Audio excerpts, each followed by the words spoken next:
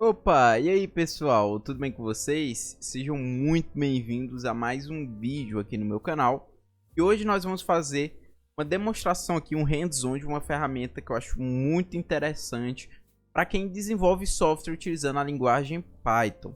Eu acredito que você que está assistindo meu vídeo já fez isso alguma vez na vida, tá? Ou até, quem sabe, faça ainda isso nos dias de hoje, tá?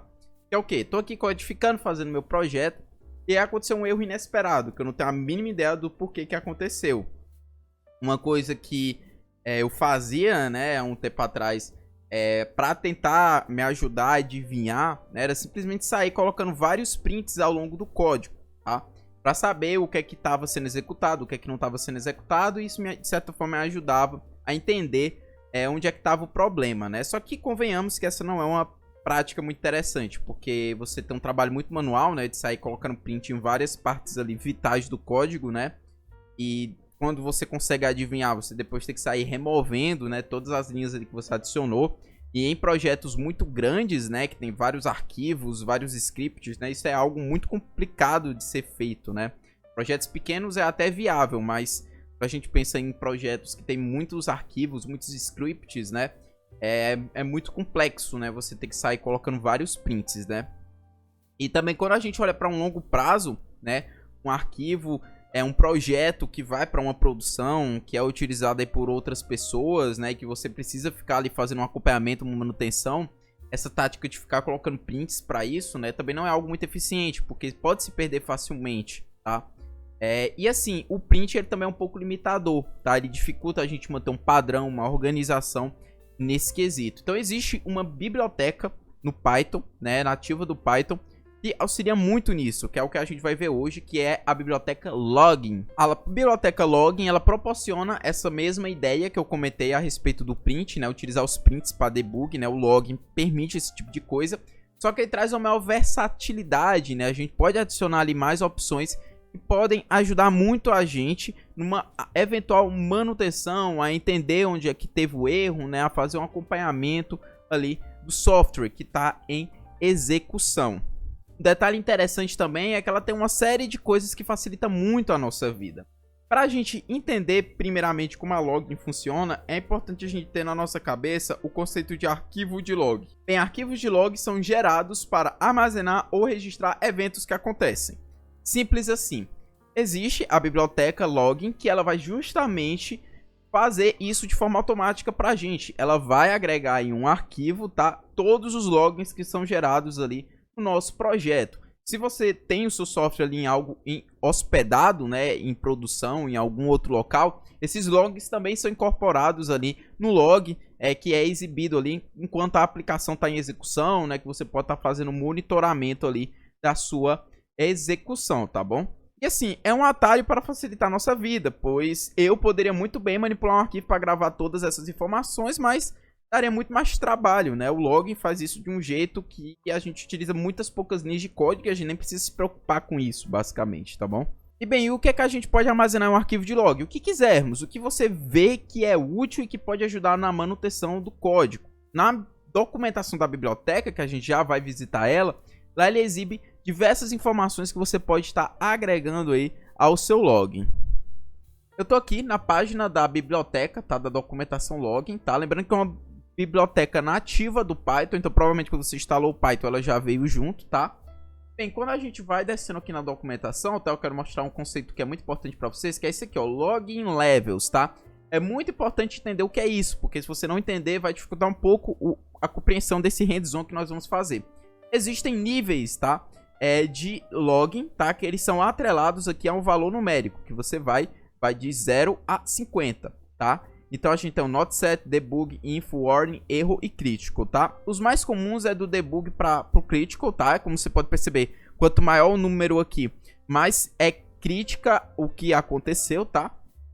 Então o debug, ele apenas serve para facilitar, né, para os desenvolvedores, né? Envolve ali informações detalhadas, né? Normalmente é apenas interessante no sentido de diagnosticar problemas, tá?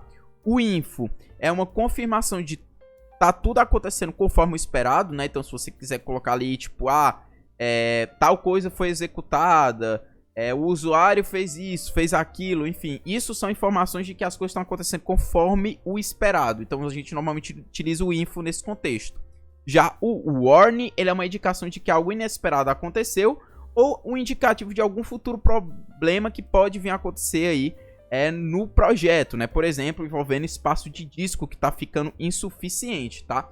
Mas vale lembrar que isso é apenas um aviso de que algo no futuro pode acontecer, tá? O projeto, o código continuou em execução, tá? Não foi necessariamente um erro, tá? Bem, já o nível 40 é o erro, né? Que é justamente quando ocorre algum problema, algum erro no seu código, tá? E que pode afetar aí a continuação da execução do seu programa, tá? E o crítico aí já é, né, o ápice, né? O seu programa parou a execução devido a esse erro que aconteceu, né? Foi um erro crítico, tá bom? Bem, esses níveis aqui elas são muito importantes a gente entender porque tem uma hierarquia e ajuda muito a gente a manter uma organização aí das mensagens, né? E a, de certa forma, identificar aí o que é que aconteceu aí no nosso programa numa eventual manutenção, tá bom? E bem, para a gente utilizar ela, né, vamos fazer aqui um hands-on. Eu tô com um código aqui que a gente construiu lá na nossa série de projetos em Python para iniciantes. É um jogo de adivinhação numérica, né? O usuário digita o número, o computador vai gerar aleatoriamente um número entre 0 e esse que o usuário digitou. E aí o usuário tem que adivinhar esse número que o computador escolheu, tá? E aí, basicamente, até o usuário acertar, né? O computador vai contando. Quando o usuário acerta, diz, ó, você acertou, você demorou tantas tentativas, né, para acertar um número, tá? Então, bem simples é o funcionamento do programa. Então, aqui a gente vai importar inicialmente a biblioteca do login, tá? Para a gente poder estar utilizando ela aqui dentro do nosso programa, tá? E bem, digamos que eu quero colocar aqui o login, tá? Em locais vitais da minha aplicação. Bem, aqui a gente tem uma situação de erro, né? Que é quando o usuário informa algo que não é numérico, tá? E aí o programa encerra a sua execução. Então aqui a gente pode chamar a biblioteca login e aqui a gente pode chamar simplesmente o critical, tá? O que é o critical? Ele vai simplesmente, é uma função, tá? Vai gerar uma mensagem de log do nível crítico, que é o nível 50, tá? E a gente pode colocar aqui simplesmente uma mensagem, tá?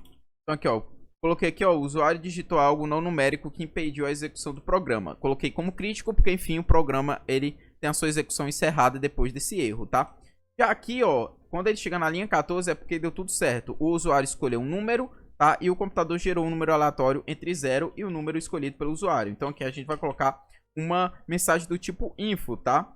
Outra mensagem aqui, ó, simplesmente aqui um erro, tá? Só que é um erro que não interrompe a execução do programa, né? O usuário digitou algo não numérico. Qual foi um erro, né? Um erro gerado devido à entrada do usuário, mas o programa ele não tem sua execução encerrada, tá? Então por isso que eu botei como erro e não crítico, tá? Por exemplo. E aqui, para a gente finalizar o demonstrativo, eu vou colocar um log.info, tá? E simplesmente aqui, ó, vou colocar que o usuário... Aqui eu colocar o usuário adivinhou o número depois de N choices tentativas, tá? O N choices é justamente o contador aqui, quantas vezes o usuário demorou aí para acertar o número, tá? Detalhe importante, aqui dentro eu posso fazer as mesmas coisas que eu faço com print, tá? Eu posso botar uma f-string, né, para colocar variáveis aqui dentro, eu posso fazer essas operações aqui de string, tá? Como se fosse um print, tá? Então, o que é que eu tô fazendo dentro da mensagem de log, tá? Isso é interessante porque eu posso agregar variáveis no meu projeto aqui dentro e aí ficar armazenado no arquivo, tá? Bem, isso aqui por si só não é suficiente, porque a gente tem que configurar o nosso login aqui no começo da execução, tá? Então a gente vai chamar o login aqui, vai chamar uma função chamada basic config que tem essa função justamente de eu colocar, né, como eu quero que o login funcione, tá? Primeiramente nós temos o file name, que é justamente o arquivo que eu quero que as mensagens de log sejam armazenadas. Eu vou colocar aqui o tutorial.log, tá? Lembrando, você pode fazer esse arquivo previamente, tá? E ele vai identificar e vai colocar nesse arquivo já criado, tá? Se não tiver feito o arquivo, o próprio login vai criar esse arquivo para você, tá? E caso o arquivo já exista, tá? Com algo preenchido, o login, por padrão, vai continuar o preenchimento. Ele vai dar quebra de linha, tá? Ele não vai apagar o que já tá lá, não vai subscrever. Ele vai simplesmente continuar do que já tá escrito, tá? Outro parâmetro importante que a gente configurar é o level, tá? O que é o level? O level é o seguinte, é justamente os níveis de log que a gente acabou de ver. Por padrão, a login, ela só considera o de nível crítico e o nível erro, tá? Ela não considera o warning, info, nem debug, nem o not set, por exemplo, tá? Então, Então, para a gente poder que essas outras mensagens sejam adicionadas ao arquivo de log, a gente tem que setar esse parâmetro, tá? Então, eu chamo login e eu coloco a partir de que nível eu quero que as mensagens de log sejam geradas, sejam armazenadas no arquivo. Eu vou colocar, por exemplo, aqui o debug, tá? Porque aí se eu quiser que tudo seja armazenado no arquivo de log, eu configuro esse parâmetro, tá? Isso aqui já é suficiente, a gente pode vir aqui e executar aqui a nossa aplicação. Eu vou colocar 10, tá? O número 8, maior que isso 9, maior que isso 10, tá? Pronto, o número de tentativas 3. Já pode ver que ele gerou aqui, ó, um tutorial.log, tá? E você pode ver que por padrão, o que é que ele fez aqui, ó? Info, root, computador gerou um número aleatório, info, root, usuário adivinhou o número depois de 3 tentativas, né? Dá pra ver que ele incluiu aqui, ó, bonitinho a variável, tá? Mas isso aqui não é apenas o suficiente, tá? Digamos que eu, por exemplo, queria saber em que dia e hora essa linha de log aqui foi gerada. Eu quero saber em que linha de código foi gerada, em que arquivo foi gerado, tá? Essas informações são muito úteis, principalmente quando a gente está em projetos muito grandes ali, que vai estar em produção e tal, para a gente poder ter um melhor monitoramento. Bem, se eu vir aqui na documentação e descer aqui, ó, vocês vão perceber que tem aqui, ó, attributs, né? Log record attributes, tá? Isso aqui eu posso estar agregando na minha mensagem, tá? Então eu posso colocar, por exemplo, a data e a hora em que aquela linha de log foi gerada, tá? Eu posso colocar o arquivo que gerou, tá? A função que gerou aquele arquivo de log, tá? O level name, o número do level de log que foi gerado, tá? A linha do código que gerou aquilo, a mensagem em si, né? Que é o que a gente digita ali dentro das funções, tá? Entre muitas outras coisas, tá? Então isso a gente vai estar adaptando aqui. Pra gente adaptar isso, a gente vem aqui, ó, dentro da basic config e a gente chama uma função, parâmetro, perdão, chamado format, tá? E aqui dentro eu digo o formato da mensagem que eu quero. Bem, digamos que eu queira que tenha a hora e a data, né, que foi gerada aquela linha. Bem, eu boto a porcentagem, aqui dentro eu vou justamente colocar o s_time, tá? Que é o atributo lá. E por fim, um s. O que é isso aqui, tá? Você pode ver que ele até coloriu de azul. Isso aqui é para identificar que eu estou me referindo a um atributo ali do log, tá? Eu tenho que começar com porcentagem. Aqui dentro dos parênteses eu coloco o atributo, que é o que está lá na documentação, tá? Você percebeu? Tá aqui, ó, s_time, tá vendo, ó? E o que vem aqui depois do parêntese é justamente o indicativo da tipagem do dado aqui à esquerda. Aqui o S é de string, o F é de float, o D é de inteiro, tá? Então isso tem que ser colocado para ele identificar aí que eu estou me referindo a um parâmetro do login, tá? Se eu não colocar, por exemplo, o S aqui, tá? Você pode ver que ele já tirou o azul, né? Ele está colorindo de amarelo como se fosse um texto, tá? Então é importante seguir essa configuração. Aqui eu vou dar um espaço, 2 pontos espaço, tá? Para separar as informações. Aqui você pode fazer o que quiser, você pode colocar barra vertical, essa barra aqui, tá? Mas eu vou colocar 2 pontos, tá bom? Digamos que agora eu quero saber o arquivo que gerou esse log. Então a gente vem em file name. Coloca aqui file name, tá? E essa é uma informação de string, tá? 2 pontos, tá? Digamos que agora eu quero saber, tá? A linha de código que gerou esse log. Bem, para eu saber a linha é só eu vir em line no. Eu vou colocar D, tá? E por fim eu quero colocar a mensagem, tá? E eu digitei. Nesse caso é só chamar o message s, tá? Aqui no comecinho, né, depois da hora também, eu acho que é importante a gente colocar o nome do nível, né, da mensagem que foi gerada. Para isso a gente vai usar o level name. Então eu vou colocar aqui o level name, tá? Tem que botar a porcentagem aqui no começo e aqui no final o tipo do dado. Nesse caso é a name, né, então tem que ser um S aqui, tá bom? Bom, vou salvar. Aqui eu vou no tutorial log, só para vocês verem que ele vai dar uma quebra de linha, tá? Ele não vai apagar isso aqui, por exemplo, tá? Ele vai armazenando, tá? Eu vou executar aqui novamente. Vou colocar aqui 5, tá? Número 2 é menor que isso, 1. Randômico é menor que isso, 0. Pronto, ó. Você já pode ver que ele adicionou aqui, ó. E tá diferente, né? Olha que legal. Aqui primeiro, ó, tem a data e a hora, tá? 2 pontos espaço, ó, conforme eu informei. O tipo, ó, info, tá? O arquivo que gerou, ó, guessnumber.py. A linha que gerou, né? Falei em 17, aqui é a mensagem. Olha que coisa sensacional, gente. Que é muito massa, velho. E aí eu vou executar de novo aqui, ó. Só que agora eu vou colocar um erro, tá? Ó, você pode ver que agora ele botou um critical, tá vendo, ó? Foi justamente o usuário digitou algo não numérico que impediu a execução do programa, como você pode perceber. Vou agora gerar aquela mensagem de erro, tá? Para gerar a mensagem de erro, eu vou colocar aqui, ó, oi, tá? Colocar 5, é menor que isso, 2. Pronto, ó. Você pode ver que ele gerou a mensagem de erro aqui, ó. Erro gerado devido à entrada do usuário, né?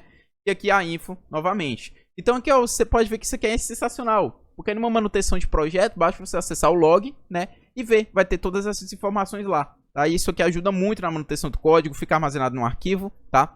Eventualmente, dependendo da sua capacidade de armazenamento, você vai ter que ir limpando, né, esse arquivo de log com o tempo, tá? Mas, enfim, isso aqui ajuda muito. É muito interessante, mantém um padrão, né, que é muito interessante, tá? Facilita muito na manutenção, porque, opa, deu um erro crítico. Você sabe o arquivo, a linha que isso gerou, tá? Você tem as informações anteriores, a data e a hora, então isso ajuda muito a entender alguns problemas ali que podem acontecer ao longo do código. E bem, pessoal, é isso para o vídeo de hoje, tá? É mais uma introdução, uma apresentação inicial dessa ferramenta, tá? Se você desejar aprofundar mais, ver mais coisas, eu sugiro a leitura da documentação, tá? Que ajuda muito nesse sentido, tá bom? E bem, pessoal, é isso para o vídeo de hoje. Espero que tenha sido muito útil, que tenha agregado. Um forte abraço a todos e até a próxima.